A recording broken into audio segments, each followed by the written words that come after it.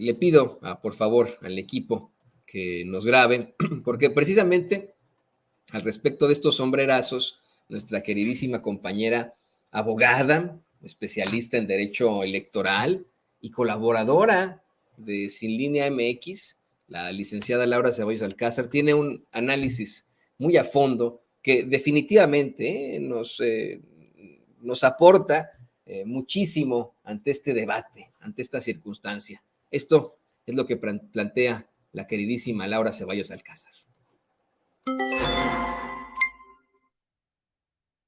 Hola, ¿qué tal amigos? Soy Laura Ceballos y esta es mi participación semanal para Sin Censura. Quaren tantum saltum equalite soli. O en español, ¿para qué tantos brincos y sombrerazos estando tan parejo el llano? Dicen que lo que es parejo no es chipotudo, o en resumidas cuentas, ¿para qué buscarle 3 pies al gato sabiendo que tiene 4?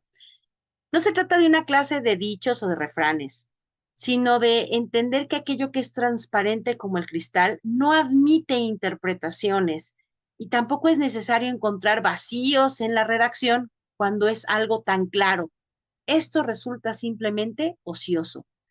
El pasado domingo 11 de junio se celebró una reunión entre los candidatos de Morena, Claudia Sheinbaum, Adán Augusto López, Marcelo Ebrard y Ricardo Monreal, el del Partido del Trabajo, Gerardo Fernández Noroña, y la última ocurrencia del Verde, Manuel Velasco, con el Comité Ejecutivo Nacional de Morena, a fin de establecer unas reglas mínimas de competencia que no implique la unidad en el movimiento Juntos Hacemos Historia y al mismo tiempo que reflejen orden en una contienda política interna que, hay que decirlo, no inició de manera normal, de acuerdo con los tiempos legales establecidos, sino a insistencia de los reporteros que, a punta de preguntas, obligaron al presidente a empezar a soltar nombres para la sucesión presidencial. Esto último tiene una lógica costumbrista. Por los sexenios que el juego del destape era lo más emocionante de los partidos priistas. Desde agosto del año pasado les surgía saber a quién le tocaba ir midiéndose la banda presidencial, porque tenían mucha necesidad de tener un nombre y un rostro al cual hacerle la perseguidora y sacarle los cadáveres del closet para impedir su llegada limpia a la contienda presidencial. Pero también porque querían provocar que estos personajes se equivocaran y cometieran errores que podrían utilizar para ser acusados como actos anticipados de campaña, y así las sanciones del Instituto Nacional Electoral y el Tribunal Electoral del Poder Judicial de la Federación fueran en tal cantidad que sus aspiraciones se vieran cortadas por la repetición contumaz de dichos pecados electorales. AMLO dijo Claudia, Tatiana, Rocío, pero también dijo Marcelo, luego Adán, y los que fueron levantando la mano también fueron nombrados al menos una vez. Pero en realidad lo que querían en la oposición, vías las inocentes preguntas en la mañanera, eran los nombres para escribirlos en las muchas impugnaciones que presentarían ante las autoridades electorales que hasta antes de abril tenían en el bolsillo.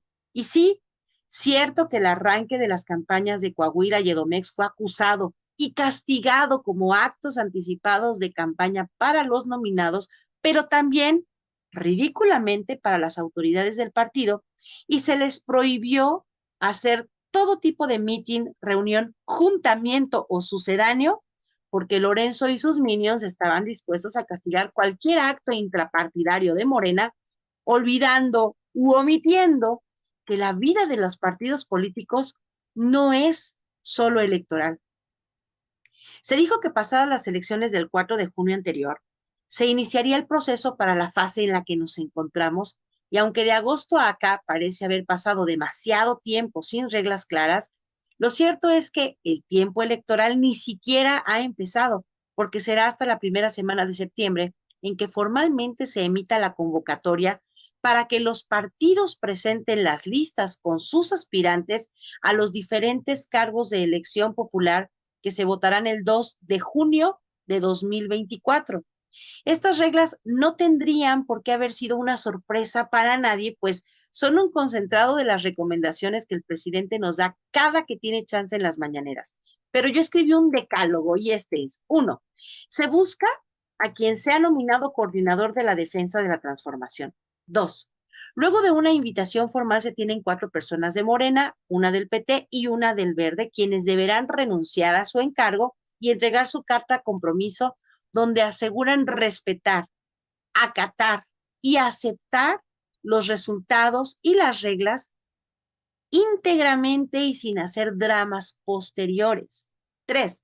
Cada uno podrá sugerir a 2 casas encuestadoras para que al sorteo se obtengan resultados contrastables para dar fe de la voluntad popular y para que no se crea que hay mano negra en los resultados.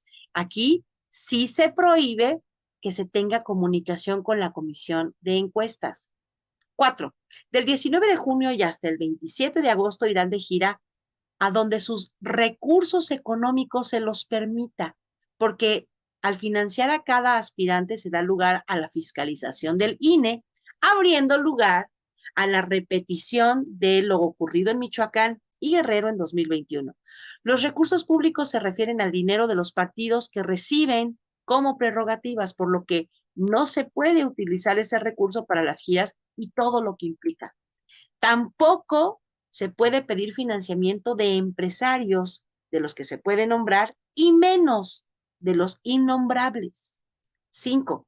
Los suspirantes deberán hacer sus planteamientos sin agarrarse de lo que hicieron como funcionarios y presumiendo sus amistades con AMLO.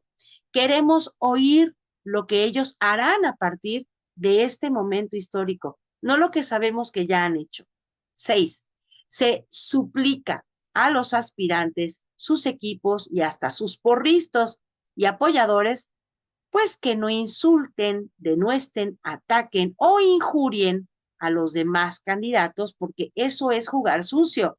Y la contienda interna debe ser de propuestas y de compañerismos, no para destrozarse. 7.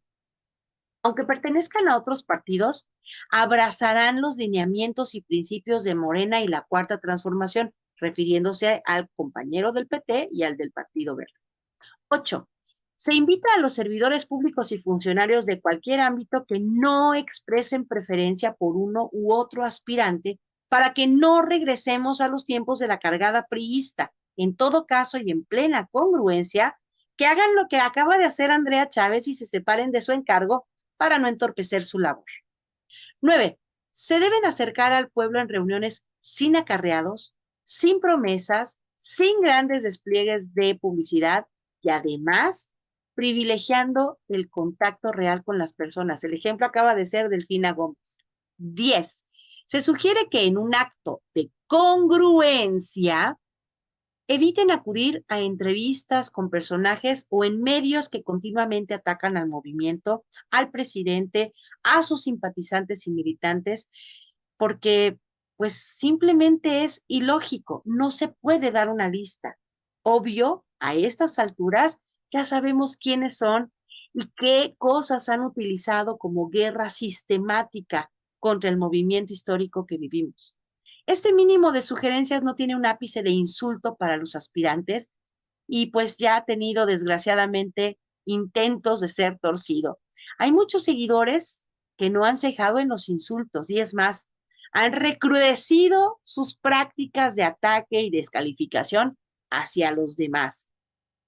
También se quiso inscribir de espontánea y completamente fuera de tiempo la expresidenta del partido sin leer el punto primero del registro de aspirantes que dice mediante invitación. Y es más, ya hay quien ha acudido en estos primeros días a dar entrevistas con periodistas que bien lejos están de la voluntad ética de informar sin sesgo. Parecería innecesario escribir que el primer valor al que se debe apelar es el respeto, pero a estas alturas se requiere refrendarlo. Respeta a quién o a quiénes, a los ciudadanos, que no queremos una crisis interna que enturbie el resultado y ocasione una pugna de desacuerdo. De este momento histórico, quien gane la encuesta deberá recibir el apoyo total de sus 5 compañeros, pero sobre todo de la ciudadanía que vaya en apoyo de quienes no ganen, porque la legitimidad dentro del movimiento siempre será el elemento más importante con el cual se gobierne México en adelante. Muchísimas gracias y nos vemos a la próxima.